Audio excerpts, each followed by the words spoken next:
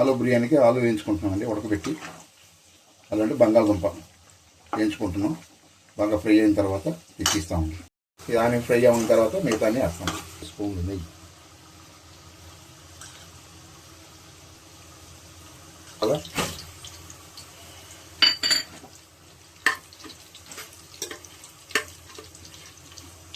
జీడిపప్పు, ఆప్షన్ జీడిపప్పు కావాలంటే వేసుకోవచ్చు, లేకపోతే లేదు.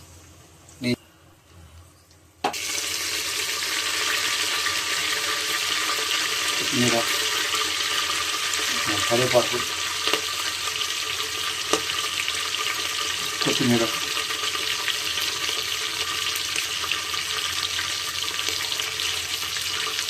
గ్రీన్ పీస్, ఆనియన్స్, పచ్చిమిర్చి అన్నీ వేసేయాలి. కొంచెం సాల్ట్,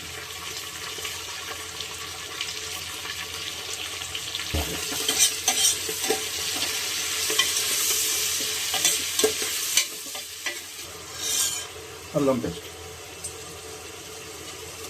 అల్లం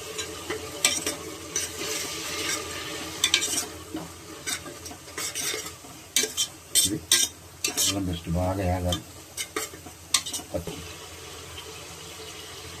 పసుపు 2 స్పూన్లు కారం వేస్తుంది.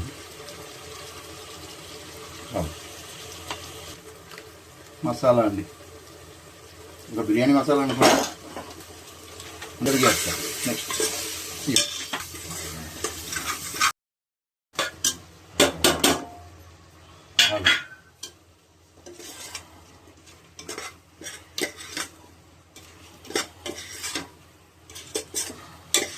ఆలు ఎందుకు వేయించుకున్నామంటే ఆయిల్లో బిర్యానీలో బాగా మగ్గిపోతాయి, మళ్ళీ పేస్ట్ అయిపోతుంది. అందుకోసం ఆలు దాంట్లో వేసాము. ఇప్పుడు ఒక టీ స్పూన్ 2 టీ స్పూన్ల పెరుగు ఎందుకంటే కొంచెం టేస్ట్ కోసం ఈ పెరుగుని వేసి కలిపేయాలి.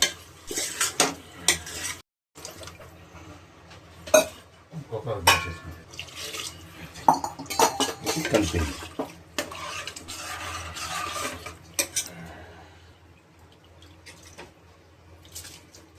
Basmati rice half an hour నానబెట్టుకున్నాను.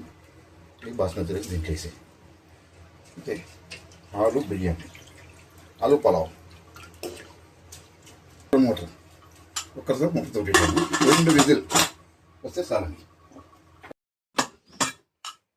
తీసేసి దీనిపైన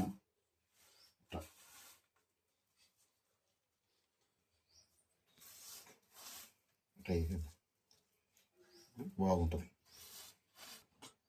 వేసేసిన తర్వాత కొత్తిమీర